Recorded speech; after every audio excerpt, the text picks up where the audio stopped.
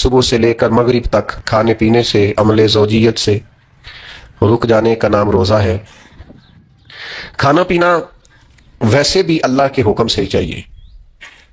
سارے پرندے ہوا میں اڑتے ہیں پر سارے نہیں کھانے چاہیے، نہیں کھا سکتے ہیں جن کو شریعت نے جائز قرار دیا۔ بہت سارے جانور زمین میں چلتے پھرتے ہیں پر سارے کھانا مسلمان کے لیے حلال نہیں ہے۔ وہی کھا سکتا ہے جو کھانے کی اللہ رسول نے اسے اجازت عطا کی۔ مال، پیسہ، دولت ارد گرد بکھرا ہوا ہے لیکن سارا ہمارا نہیں۔ ہم وہی کھا سکتے ہیں جو ہمارے رب نے ہمارے لیے جائز رکھا ہے اور جو ہمارا حق ہے۔ کھانا پینا پہلے بھی مسلمان کا اللہ کی مرضی سے ہی ہے۔ ہر چیز ہر شے کھا سکتا نہیں ہے، بس رمضان میں ایک پابندی اور لگا دی کہ جو جائز بھی ہے، جو حلال بھی ہے، جو طیب بھی ہے، بس تمہارے رب کی مرضی ہے کہ تم نے صبح سے لے کر مغرب تک وہ بھی نہیں کھانا۔ بس پہلے بھی پابند ہے اللہ کے حکم کے، اور رمضان میں ایک پابندی اور کرنی ہے اور روزہ رکھنا ہے۔ اور اس روزہ کتنی کو محبوب چیز ہے، اللہ کو کتنی کو پسند ہے۔ نسائی میں حدیث ہے، ایک صحابی نبی کریم علیہ السلام کے حضور حاضر ہوئے اور عرض کی، یا رسول اللہ صلی اللہ تعالی علیہ وسلم، مجھے کوئی ایسا عمل بتائیں جو مجھے نفع دے۔ مطلق اعمال میں سے جتنے بھی اعمال موجود ہیں اللہ کی رضا کے لیے کرنے والے، ان میں سے اس نے کوئی کسی عمل کا انہوں نے سوال کیا۔ عرض گزار ہوئے، یا رسول اللہ صلی اللہ تعالی علیہ وسلم، کوئی عمل بتائیں جو مجھے نفع دے۔ تو اللہ کے حبیب علیہ السلام نے فرمایا، روزہ رکھ، اس کی مثل دوسرا کوئی عمل نہیں۔ اور 1000 قسم کی نصیحتیں اللہ کریم نے سورہ بقرہ کے اندر فرمائی ہیں۔ اس سورہ مبارکہ کا جو پہلا رکوع ہے نا، اس میں جو سب سے پہلی آیت ہے وہ ہے الف لام میم۔ ان کو کہتے ہیں حروف مقطعات۔ پہلا لفظ ہی جب کوئی قرآن مجید کا پڑھتا ہے نا، بہت بڑا عالم فاضل، بہت بڑا محدث، تو اسے یہ کہنا پڑتا ہے کہ میں نہیں جانتا، اللہ جانتا ہے یا اللہ کا رسول جانتا ہے۔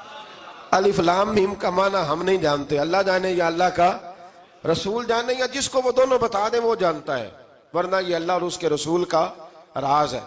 یہ آگے ارشاد فرمایا، ذالک الکتاب لا ریب فیہ، یہ وہ عظیم کتاب ہے جس میں شک کی کوئی گنجائش نہیں ہے۔ ھدی للمتقین، یہ ہدایت ہے پرہیزگاروں کے لیے۔ سوال یہ ہوتا تھا کہ یا اللہ، جو متقی پرہیزگار ہیں وہ تو پہلے ہی ہدایت پہ ہیں، تو قرآن بھی اگر انہیں ہدایت دے گا تو پھر جو گنہگار ہیں ان کی ہدایت کہاں ہے؟ تو اس آیہ مقدسہ کا معنی مفسرین نے یہ بیان فرمایا ہے کہ مطلب اس کا یہ ہے کہ قرآن ہدایت دیتا سب کو ہے، لیکن اس سے ہدایت حاصل متقی لوگ کرتے ہیں۔ بارش برستی ہے نا سب جگہوں پہ، لیکن اگر کسی نے فرش کرایا ہو، ٹائلیں لگوائی ہو، تو وہاں پھل پھول اگ سکتے ہیں، سبزہ اگ سکتا ہے، اس کے لیے زمین کا زرخیز ہونا شرط ہے۔ قرآن مجید سب کو ہدایت دیتا ہے، لیکن قرآن مجید سے ہدایت لیتے وہ ہیں جنہیں اللہ نے تقوی والا دل عطا فرمایا ہے، ڈرنے والا دل دیا ہے۔ آگے جو آیات ہیں نا 5، ان میں اللہ تبارک و تعالیٰ نے متقی لوگوں کی فضیلت بیان کی ہے، نشانیاں بیان کی ہیں کہ وہ کون ہوتے ہیں۔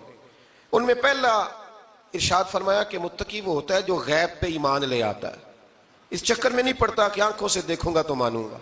اور دوسرا فرمایا متقی وہ ہوتا ہے جو نماز قائم کرتا ہے اور اللہ کے دیے ہوئے رزق سے اللہ کے راستے میں خرچ کرتا ہے۔ اور تیسرا فرمایا متقی وہ ہوتے ہیں کہ محبوب جو قرآن ہم نے آپ پہ نازل کیا اس پر بھی ایمان لاتے ہیں، اور جو آپ سے پہلے نازل کیا گیا اس پر بھی ایمان لاتے ہیں، یعنی تورات کو، زبور کو، انجیل کو، اس کو بھی وہ مانتے ہیں۔ اور پھر اللہ کریم نے فرمایا اولئک علی ھدی من ربہم واولئک ھم المفلحون، یہ جو لوگ ہیں نا غیب پر ایمان لانے والے، نماز پڑھنے والے، زکوٰۃ دینے والے، پچھلی کتابوں کو بھی ماننے والے، نبیوں کو بھی ماننے والے اور رسول پاک پر ایمان لانے والے، فرمایا یہ وہ لوگ ہیں جو اللہ کی طرف سے ہدایت پر ہیں، اور یہ وہ لوگ ہیں جو دنیا میں بھی کامیاب ہو جائیں گے اور آخرت میں بھی کامیاب ہو جائیں گے۔ پھر آگے نا اللہ تبارک و تعالیٰ نے کفار کا ذکر فرمایا ہے 3 آیات کے اندر۔ مومن کے بعد دوسرا درجہ کس کا ہے؟ ذکر میں کافر کا۔ پہلے بات ہوئی 5 آیات میں مومنوں کی، اب 3 آیات میں ذکر کیا گیا پکے کافروں کا۔ مومن وہ ہوتا ہے زبان سے بھی اللہ اور اس کے رسول کو مانے، ان کی لائی ہوئی چیزوں کو مانے اور دل سے بھی تسلیم کرے۔ اور کافر وہ ہوتا ہے کہ جو نہ زبان سے مانتا ہے اور نہ ہی دل سے تسلیم کرتا ہے۔ پھر اللہ تبارک و تعالیٰ نے 13 آیات کے اندر، 3 آیتوں میں کافروں کا ذکر کیا اور 13 آیات کے اندر پھر منافقین کا ذکر فرمایا ہے۔ منافق اس کو کہتے ہیں، منافق اس کو کہتے ہیں جو زبان سے تو دعوے اونچے اونچے کرتا ہے ایمان کے، لیکن اس کے دل میں ایمان موجود نہیں ہوتا. آپ حیران ہوں گے. یہیں پہ بات کو ذرا غور سے سمجھیں کہ مومنوں کا ذکر 5 آیات میں اور کفار کا 3 آیات میں, پکے کفار کا, اور منافقین کے لیے اللہ نے اگلے ہی رکوع میں 13 آیات بیان فرمائی.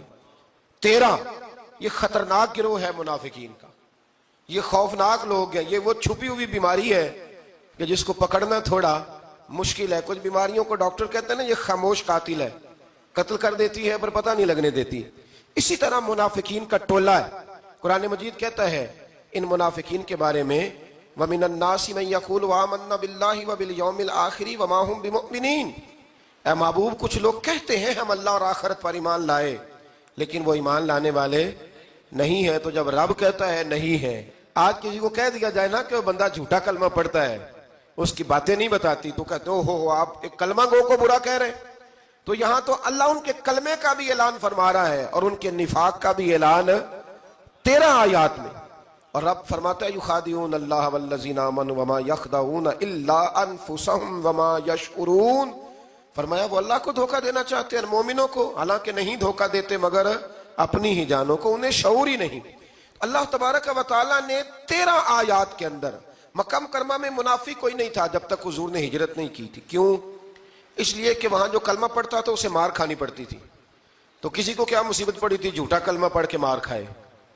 مدینے میں جب اسلامی حکومت قائم ہو گئی نا, تو کچھ لوگوں نے اسلامی حکومت سے فائدہ لینے کے لیے جھوٹے موٹے کلمے پڑھ لیے, اندر کفر رکھتے تھے, اوپر سے اظہار اسلام کرتے تھے. تو رب فرماتا ہے کہ ان کا یہ ایمان قابل قبول نہیں ہے. تو یا اللہ پھر کس کا ایمان قابل قبول ہے؟ تو اللہ کریم نے فرمایا وَإِذَا قِيلَ لَهُمْ آمِنُوا كَمَا آمَنَ النَّاسِ. جب ان سے کہا جاتا ہے نا اس طرح ایمان لاؤ جس طرح دوسرے لوگ لائے, یعنی ابو بکر صدیق کی طرح ایمان لاؤ, عمر فاروق کی طرح ایمان لاؤ, عثمان غنی کی طرح, مولا علی کی طرح, بلال حبشی کی طرح, تو کیا جواب دیتے ہیں؟ قالوا نؤمن كما آمن السفهاء. کیا اس طرح ایمان لائیں جس طرح یہ بیوقوف ایمان لائے؟ الا انهم هم السفهاء. اللہ فرماتا ہے خبردار بے شک وہی بیوقوف ہے, ولکن لا يعلمون, لیکن انہیں اس کا علم نہیں ہے. وہ کہا کرتے تھے کہ یہ تو بیوقوف ہے معاذ اللہ. ابو بکر صدیق نے سارا ہی مال دے دیا نبی پاک کو, عمر فاروق نے آدھا دے دیا, مولا علی نے سارا کچھ حضور کے نام کر دیا, عثمان جو کماتے محنت کے ساتھ وہ سارا وہاں جا کے پیش کر دیتے ہیں, تو بیوقوفی ہے. آج بھی کچھ لوگ کہتے ہیں کلمہ پڑھنا چاہیے سیدھا سیدھا. یہ کیا بات ہو گئی کیا بندہ مسیتڑ ہی ہو جائے؟ کاروبار بھی تو کرنا ہے نا, نماز روزہ بھی, تو بیوقوفی ہے. اللہ جواب دیتا ہے, فرمایا الا انہم هم السفہاء, خبردار بیوقوف تو تم ہو کہ میرے محبوب کی شریعت کا, دین کا, روحانیت کا سورج چمک رہا ہے اور تم نے فیض ہی کوئی نہیں حاصل کیا. تو میرے بھائیوں, صحابہ کا ایمان وہ ایمان ہے, اہل بیت نبوت کا وہ ایمان ہے کہ اللہ کو ایمان بھی وہ والا پسند ہے جو حضور کے غلاموں جیسا ایمان ہو. اللہ تبارک و تعالیٰ نے منافقین کا ذکر فرمایا, تو پھر اللہ کریم نے فرمایا یہ تو وہ بیوقوف لوگ ہیں اس آدمی کی طرح جو آگ جب پوری جلا لیتا ہے نا, روشنی پھیل جاتی ہے تو پھر اللہ اس کا نور لے جاتا ہے. انہوں نے بھی چلاکیاں کر کے تھوڑا سا ماحول بنایا تھا, تو اللہ نے ان کے سارے پردے کھول دیے. ان کے پاس کچھ باقی بچا, ان کے پردے کھل گئے. رسول کریم علیہ السلام کی بارگاہ میں نا ایک دن ان منافقین نے شرارت کر دی. منافقین نے شرارت کیا کی؟ جب حضور صلی اللہ علیہ وسلم نے فرمایا نا پوچھو جو پوچھنا ہے, تو امام راضی کہتے ہیں یہ پیچھے نمازیں پڑھتے تھے, یہ 313 تھے حضور کے پیچھے. اگر مدینے میں رہ کے منافق ہو سکتے ہیں تو باقی ملکوں میں بھی تو ہو ہی سکتے ہیں نا جی. حضور کے پیچھے نمازیں پڑھتے تھے, تو ایک دن کہنے لگے جی یہ کہتے ہیں جو مرضی پوچھو تو ہم پیچھے نمازیں پڑھتے ہیں, ہمارا انہیں پتہ نہیں. جب یہ اعتراض کیا نا حضور کے علم پر, آپ سمجھ لیں کہ حضور کے علم پر اعتراض کرنا طریقہ کس کا ہے, طریقہ کس کا ہے حضور کے علم مبارک پر اعتراض کرنا. کہنے لگے پیچھے نمازیں پڑھتے انہیں پتہ ہی نہیں. جب یہ کہا تو اللہ کے رسول نے نا, جمعے والا دن تھا, حضور نے فرمایا میرے علم پر اعتراض کرتے ہو؟ 70 بندے نام لے کر اور ولدیتیں لے کر, بلکہ بہت سارے ایسے تھے جنہیں کنفرم ہو گیا کہ ولدیت اصل میں ہے کیا, انہیں طے ہو گیا. حضور کے بے ادب کے لیے یہ طے کرنا بھی مشکل ہوتا ہے نا. طے ہو گیا کہ ولدیت ہے کیا. 70 بندے نام لے کے حضور نے مسجد نبی سے نکال دیے. فرمایا یا فلاں بن فلاں قم فخرج فإنک منافق, او فلاں کے بیٹے فلاں کھڑا ہو جا, نکل جا تو منافق ہے. हुजूर ने 70 बंदे निकाल दिए, अब 70 बंदे इकट्ठे गली में निकले तो राश तो पड़ जाता है ना। हजरत उमर फारूक लेट हो गए, जुमे में आ रहे थे, इनको जाते हुए देखा तो उमर फारूक फरमाने लगे जुमा हो गया है भाई, 70 बंदे निकल आए बाहर, जुमा हो गया है। तो एक मुनाफिक कहने लगा था कि नहीं हुजूर ने निकाल दिया। तो अब्दुल्ला बिन अबी सलोल जो इनका सरबराह था ना, वो कहने लगा चुप कर। हजरत उमर से कहने लगा हाँ जी हो गया है। वो भी कहने लगा था नहीं हुआ, हमें निकाल दिया गया। तो ये सरदार बोला, कहने लगा हो गया है। हजरत उमर कहने लगे चलो जुमा हो गया तो जाके अंदर हुजूर की जियारत ही कर लेता हूँ, लेट तो हो ही गया हूँ। हजरत उमर अंदर चले गए तो पीछे से वो मुनाफिकीन अपने सरदार से कहने लगे कि 2 मिनट में उमर को पता चल जाएगा कि तुमने झूठ बोला है। उमर को जाके पता चल जाए। कहने लगा बड़े पागल हो, मैंने तुम्हारी जान बचाई है, नबी पाक ने तो मस्जिद से निकाला है ना। तो उमर को पता चल जाता ना मुनाफिक है। तो अबू बकर भी मस्जिद में थे, अली भी मस्जिद में थे, उस्मान भी मस्जिद में थे, बचाने वाला ही कोई नहीं था। उमर ने तलवार लेके तो दुनिया से निकाल देना था। तो मैंने जान बचाई है, आप जाएंगे ना अंदर तो हुजूर ठंडा कर देंगे, फरमाएंगे चलो मैंने निकाल जो दिया है। तो ये वो मुनाफिकीन की जमात है। दूसरे से तीसरे रुकू में ना अल्लाह ताला ने इंसान को याद कराया है कि तूने इबादत अपने रब की करनी है। और फरमाया रब तुम्हारा वो है जिसने तुम्हारे लिए जमीन को फर्श बनाया है, आसमान को छत बनाया है, और आसमान से पानी बरसा के तो जमीन से फल उगाए हैं, रिज़्क़ल लकुम, वो भी तेरे खाने के लिए उगाए हैं। वो जो आसमान से बारिश बरसा के जमीन से सब्जा और फल उगाए हैं तो वो भी तेरे लिए। जब सारा कुछ तेरे लिए बनाया तो तू भी तो इबादत करना अपने रब की, फिर किसी को उसका शरीक ना ठहरा। एक चैलेंज भी किया कुरान मजीद ने इस रुकू के अंदर। कहा करते थे मक्के के लोग कि आप कुरान मजीद की आयतें नबी करीम अलैहिस्सलाम से कहा करते थे कि माज़अल्लाह आप खुद बनाते हैं, बना के लाते हैं। तो अल्लाह करीम ने फरमाया व इन कुंतुम फी रैबिम मिम्मा नज़्ज़लना अला अब्दिना फ़अतू बिसूरतिन मिन मिस्लिह, अगर तुम्हें शक हो ना इसमें जो हमने बंदा खास पे नाजिल किया है तो तुम भी इस जैसी एक सूरत बना के लाओ। पढ़े लिखे तो तुम भी हो ना, मक्के में तुम भी रहते हो, तो एक सूरत बना के लाओ। कुरान मजीद हमसे छीना गया है साजिश के तहत, इसलिए कि जिस कौम को कुरान आ जाता है ना फिर कोई काफिर उसका मुकाबला नहीं कर सकता। देखे ना, अगर काफिरों के पास जवाब होता कुरान पाक का तो बदर और ओहद में ना कोई आयत बना के लाते, कुरान के मुकाबले की तलवारें लेके ना आते। उनके पास जवाब ही नहीं था। और कयामत तक किसी काफिर के पास कुरान मजीद का कोई जवाब, कुरान का कोई जवाब, कसम अल्लाह की जवाब कोई नहीं कुरान का, इसका कोई जवाब नहीं। क्या बात है कुरान पाक की। वो एक दफा मुसलमान कज़्ज़ाब बेईमान कहने लगा मैंने बना लिया कुरान पाक का जवाब। माज़अल्लाह, जवाब क्या बनाया? वो सूरत है ना अलकारिया तुम अलकारिया वमा अदराका मलकारिया, खड़खड़ाने वाली क्या है, खड़खड़ाने वाली तुम्हें क्या पता क्या है खड़खड़ी, क़यामत का जिक्र है। कहने लगा मैंने इस जैसी सूरत बना लिया। तो क्या बनाया? अलफील मलफील वमा अदराका मलफील। कहने लगा हाथी, तुम्हें क्या पता क्या हाथी, तुम क्या जानो क्या हाथी। तो पास जो उसके अपने बैठे थे ना चेले, वो कहने लगे चुप कर जा, सारे जमाने को पता है हाथी क्या होता है। तो पागल है, उसके 2 कान होते हैं, एक सूंड होती है, 4 उसके पैर होते हैं। बेवकूफ आदमी, कुरान का मुकाबला करना है तो कुछ चज के साथ कर, पागलों की तरह मुकाबला करेगा, जूते खाएगा भी, हमें भी पढ़वाएगा। तो कुरान मजीद का कोई मुकाबला कर सका? तो इस आया मुबारका में अल्लाह ने काफिरों को यह कहा अगर मुकाबला नहीं कर सकते तो फिर अल्लाह से डरो, वरना दोज़ख में डाले जाओगे, वो जिसका ईंधन आदमी और पत्थर है। और बनाई भी काफिरों के लिए गई है, उइद्दत लिल काफिरीन, जहन्नम किसके लिए बनाई गई है? काफिरों और मुनाफिकों के लिए। मुसलमानों के लिए बनाई गई, मुसलमान मर्जी से छलांगे लगाएं तो इनकी मौज है, वरना इनके लिए जहन्नम, इनके लिए अल्लाह ने जन्नत बनाई है। और ये बात करते ही रब करीम ने फरमाया ए महबूब अलैहिस्सलाम मोमिनों को खुशखबरी दे दें कि अल्लाह ने उनके लिए जन्नत बनाई है, उसमें बागात हैं, उन्हें रिस्क दिया जाएगा खाने के लिए, और उसमें उन्हें पाकीज़ा बीवियां दी जाएंगी, और फिर वो उसमें हमेशा रहेंगे, उन्हें उससे निकाला नहीं जाएगा। आगे जो आयत करीमा है ना उसके अंदर अल्लाह तबारक व तआला ने फरमाया है कि अल्लाह हया नहीं करता समझाने के लिए, मच्छर की मिसाल भी देनी पड़े। फरमाया कुरान से कुछ लोग हिदायत हासिल करते हैं और कुछ गुमराह हो जाते हैं। जब लोग अपनी मर्जी की तशरीहात चाहते हैं तो गुमराह होते हैं, और जब कुरान को रसूलुल्लाह सल्लल्लाहु अलैहि वसल्लम और उम्मत मुस्लिमा की तशरीहात की रोशनी में समझते हैं तो फिर अल्लाह हिदायत अता फरमाता है। फिर अल्लाह तबारक व तआला ने आगे इरशाद फरमाया हजरत आदम की पैदाइश का वाकया। कुछ मुफस्सिरीन ने लिखा है अल्लाह ने मशवरा किया था फरिश्तों से, वइज़ क़ाल रब्बुका للملائکۃ انی جاعل فی الارض خلیفہ. لیکن کچھ مفسرین کہتے ہیں کہ اللہ کو ضرورت نہیں فرشتوں سے مشورہ کرنے کی. اللہ نے فرشتوں سے مشورہ نہیں کیا، بلکہ رب نے انہیں آگاہ فرمایا تھا کہ میں لگا ہوں زمین پہ اپنا نائب بنانے، میں خلافت دینے لگا ہوں زمین پہ. اب یہ تو دینے والی کی مرضی ہے نا، اس نے کس کو دینی ہے؟ یہ تو دینے والے کی مرضی ہے نا، اس نے. تو کچھ لوگ کہتے ہیں کہ دینے والے سے زیادہ ہمیں پتہ ہے. تو فرشتوں کو بھی یہ اجتہادی خطا ہو گئی، کہنے لگے یا اللہ اسے نہ بنانا، یہ فساد کرے گا، یہ خون ریزیاں کرے گا. تو اللہ نے فرمایا جو میں جانتا ہوں وہ تم. اللہ اکبر. امام راضی فرماتے جب رمضان آتا ہے تو اللہ فرشتوں سے کہتا ہے ذرا یہ کھول کے دروازے دیکھو نا یہ زمین پہ کیا کر رہے ہیں. تم تو کہتے تھے فساد کریں گے اور یہ سارے تراویحیں پڑھ رہے ہیں. تم تو گویا کہتے تھے فساد کریں گے اور یہ تو دیکھو گویا رمضان کے روزے رکھ رہے ہیں. یہ تو میری یاد میں نکلے ہوئے ہیں. تم کچھ کہتے تھے اور دیکھو میں نے تمہیں کہا تھا نا جو میں جانتا ہوں وہ تم. اللہ نے پھر حضرت آدم علیہ السلام کو تمام زمانے کے علوم عطا کیے، علم سکھا لیا. تو فرشتوں سے کہا تم بھی ان چیزوں کے نام بتاؤ، تو وہ بتا سکے نہیں. اللہ نے فرمایا اب اس طرح کرو، آدم کو سجدہ کرو. سب نے سجدہ کیا سوائے.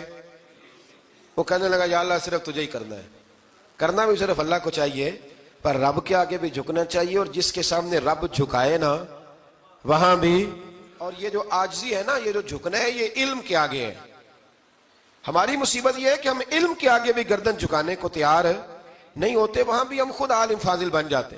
تو فرمایا کہ سب سے کہا سجدہ کرو. سب نے سجدہ کیا سوائے ابلیس کے. تو پھر ہوا کیا؟ وَكَانَ مِنَ الْكَافِرِينَ، وہ کافروں میں سے ہو گیا. پھر اللہ نے حضرت آدم کو اور جناب حوا کو نا مقام دے دیا جنت میں رہنے کے لیے، اور کہا سارا کچھ کھانا، درخت کے قریب نہ جانا. ابھی آپ کسی سے کہہ دیں تھوڑا سا کہ پیچھے نہ دیکھنا، یعنی اگر میری سمجھ لیں ادب کی وجہ سے کوئی 1.5-2 منٹ یا 6 منٹ نہیں بھی نہ دیکھے گا تو سوچے گا ضرور کہ پتہ نہیں اب پیچھے کیا ہے، مصیبت کیا ہے. یعنی آپ کہہ کے دیکھ لیں کسی کو، پیچھے نہ دیکھنا. فطرت ہے نا انسان کی، وہ جستجو کرتا ہے، کہا اس درخت کے پاس نہ جانا. تو حضرت حوا سلام اللہ علیہ کہتے ہیں دل میں خیال رہتا تھا کہ آخر ہے کیا درخت کے پاس. یہی انسان کا عقیدہ توحید ہے کہ جہاں سے رب منع کر دے وہاں وہ منع ہو جائے. اور یہ ان کی خطا نہیں تھی، یہ اللہ کی حکمت تھی، چونکہ رب نے تو پہلے کہہ دیا تھا بنایا ہی زمین کے لیے، تو یہ تو سارا کچھ ہونا تھا تو زمین پہ آنا تھا نا. تو حضرت حوا اور جناب آدم کے پاس شیطان آیا. اب اس کو نکال تو دیا تھا پر ابھی اس کا جنت میں آنا جانا بند نہیں ہوا تھا، یہ بھی اللہ کی حکمت تھی. تو وہ کہنے لگا تمہیں پتہ ہے بعد میں مر جاؤ گے. تو حضرت حوا کہنے لگی کیا موت بھی آئے گی؟ کہاں، اس کی تکلیف بھی بڑی ہوگی، تو پھر بچیں گے کیسے؟ تو کہنے لگے پھل کھا لو اس درخت کا. تو بچنے کے لیے پھل کھایا تھا. جس طرح لوگ آج بہت سارے کام بچنے کے لیے کرتے ہیں پر بچ سکتے، بچنے کے لیے پھل کھایا. تو اللہ نے فرمایا زمین پہ چلے جاؤ. تو حضرت آدم زمین پہ آئے، پھر کئی 100 سال روتے رہے. فَتَلَقَّى آدَمُ مِن رَبِّهِ کلمات. تو پھر اللہ نے خود ہی جناب آدم کو کچھ کلمے سکھائے. علامہ اسماعیل حقی فرماتے ہیں وہ کلمے یہ تھے کہ حضرت آدم نے میرے نبی کا وسیلہ پیش کیا، تو اللہ کریم نے جناب آدم کی دعا کو مقبول فرما لیا. پھر آگے بنی اسرائیل کا ذکر آ جاتا ہے. اللہ تعالیٰ نے بنی اسرائیل، آج آپ اسی قوم کو یہودی کہتے ہیں، ان کو اللہ نے اس زمانے میں فضیلت عطا کی تھی بہت زیادہ. تو عرب کے اندر جب نبی پاک علیہ السلام نے اعلان نبوت کیا تو کچھ لوگوں نے یہ کہہ دیا کہ اگر یہ یہودی کلمہ پڑھ لیں گے تو ہم بھی پڑھ لیں گے. تو پھر اللہ نے انہیں یاد کرایا کہ تم اصل میں کیا ہو، تمہیں کلمہ پڑھنا چاہیے. تو اہل یہود کا تذکرہ کرتے کرتے رب کریم نے ایک بات یہ بھی ارشاد فرمائی کہ تم لوگوں کو تو کہتے رہے ہو کہ وہ نبی آنے والے ہیں، وہ نبی آنے والے ہیں، اور جب آ گئے ہیں تو ماننے کو تیار نہیں ہو. تو فرمایا تأمرون الناس بالبر وتنسون انفسکم وانتم تتلون الکتاب، لوگوں کو بھلائی کا حکم دیتے ہو اور اپنے آپ کو بھول جاتے ہو. افلا تعقلون، تمہیں عقل نہیں؟ پھر اللہ نے انہیں یہ بھی یاد کرایا کہ یاد کرو وہ زمانہ کہ جب فرعون نے خواب دیکھ لیا تھا کہ کوئی بچہ اس کی سلطنت کو تباہ کرے گا، تو پھر اس نے تمہارے بچوں کو ذبح کرانا شروع کیا اور تمہاری بیٹیوں کو چھوڑتا تھا. فرمایا یہ بھی تو تم نے دیکھا، میں نے تمہیں پھر تم سے کہا جہاد کرو قوم عمالقہ کے خلاف، تو مقام طیہ میں جا کے یہ لوگ کہنے لگے ہم سے جہاد نہیں ہوتا. اللہ نے انہیں ایک میدان میں قید کر دیا. بڑی دلچسپ بات، قید تو لوگ ہوتے ہیں نا چار دیواری میں، تو اللہ نے بنی اسرائیل والوں کو جب انہوں نے کہا جہاد نہیں کریں گے تو اللہ نے میدان میں قید کر دیا. میدان میں، یہ یاد رکھیں، جب انسان اللہ کی نافرمانی کرتا ہے تو اسے ایسی قید ملتی ہے جس کا اس نے تصور بھی نہیں کیا ہوتا. ایک میدان ہے مقام طیہ، قید ہو گئے، سارا دن سفر کرتے تھے، سارا دن تو رات کو تھک کے سوتے تھے, صبح اٹھتے تھے نا جب, تو وہیں ہوتے تھے جہاں کل صبح چلے تھے. تو رب جب کسی کو قیدی بناتا ہے تو اسے زنجیروں کی, سلاخوں کی ضرورت. دعا فرمائے اللہ تبارک و تعالی غموں سے نجات عطا فرمائے. یہ دعا فرمائے. ایسی قید دیتا ہے کہ جس سے پھر چھٹکارا ہو سکتا. تو بنی اسرائیل کا بہت زیادہ تذکرہ اس بارے میں اللہ تبارک و تعالی نے پھر بیان کیا, اور پھر کہا کہ انہیں جو حکم دیا جاتا تھا یہ اس کی سرتابی کرتے تھے. پھر اللہ نے ان پر ذلت نازل کر دی اور یہ ہمیشہ اس کا شکار رہے. قوم سبت کا ذکر فرمایا اللہ نے. ہفتے والے دن کچھ لوگ نافرمانی کرتے تھے. ہمارے بھی ہیلے بہانے ہیں نا آج کل کاروبار میں. تو اسی سپارے کی آیت نمبر 65 کے اندر اللہ تعالیٰ نے حضرت داؤد کی قوم کا ذکر کیا کہ اللہ نے انہیں حکم دیا تھا کہ ہفتے والے دن مچھلیاں نہیں پکڑنی. تو وہ کہتے تھے چلو ہاتھ لگا کے نہیں پکڑ, ہاتھ لگا کے. وہ ہمارے لوگ ہیلے بہانے تلاش کر لیتے ہیں نا. وہ بڑے جناب انشورنس والا آ گیا, اب وہ بینک والا آ گیا, وہ فلانے صاحب آ گئے, وہ تروڑ مروڑ کے کہانیاں باتیں, اور پھر ہمیں بھی رستے مل جاتے ہیں بچنے کے. مفتی صاحب نے کہہ دیا تھا, ایک مولانا سے میں نے ان کو کہا ہفتے والے دن مچھلیاں نہیں پکڑنے کا. نہیں پکڑتے, چھوٹے چھوٹے حوض بنا لیے,